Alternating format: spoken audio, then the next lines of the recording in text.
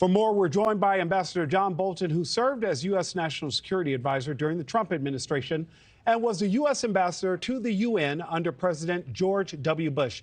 Mr. Ambassador, good morning. Reports out of Israel say Hamas had not ratified the hostage deal as of Wednesday night. Can Israel trust what Hamas will actually abide by in the terms of this deal? Well, I wouldn't trust Hamas as far as you could throw them. So we'll see how the deal itself plays out. My objection is to the deal itself, which I think is badly flawed. We all understand the compassionate reasons to try and get any of the innocent victims who were kidnapped by Hamas on October the 7th free. No doubt about that. But every human activity has costs as well as benefits. And I think the cost here to Israel and really to the success of getting the other hostages out are very, very high. Most significantly, I think what Hamas's real play here is to get this pause in place and then try and extend it for as long as it can. Israel has been pounding Hamas. They've taken, I think, very significant losses, and I think they're looking for time to regroup, maybe to exfiltrate some of their people from the country.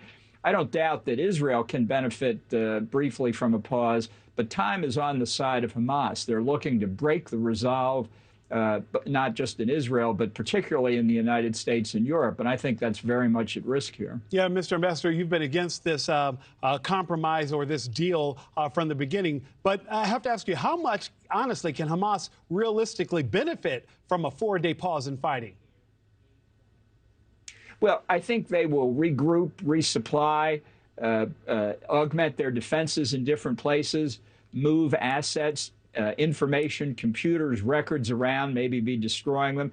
But as I was saying, it's not just the 4 days they want. They want to try and find other ways to drag it out. For example, there's a provision in the agreement that says that if Hamas gives up another 10 hostages beyond the 50 already pledged, they get another day of a pause.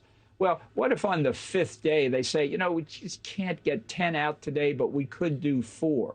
Did they get another day's pause? And what happens when really the pro-Palestinian voices in this country and the Democratic Party all over Europe begin calling on Israel not to resume the hostilities? I think what Hamas is trying to do is position Israel as the bad guy here and ultimately prevent it from doing what Israel is entitled to do as a legitimate matter of self-defense, and that's eliminate Hamas. Mr. Ambassador, I'm so glad you brought that up. I was not going to peg you with that question, but I have less than a minute, and I would love for you to address that. How do you balance that resistance that we're seeing here in the United States with the pro-Palestinian movement asking that everything just stop when we know that, like you just said, that pause with Hamas could be to the detriment of Israel?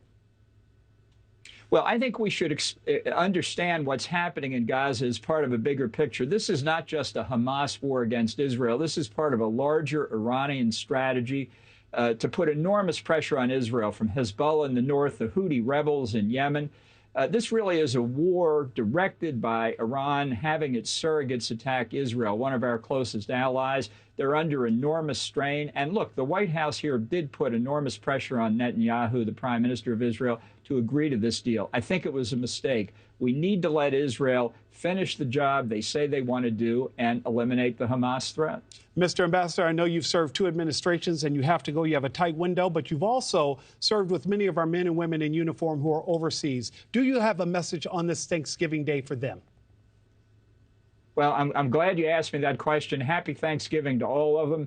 Thanks for their service in very dangerous places, some of them.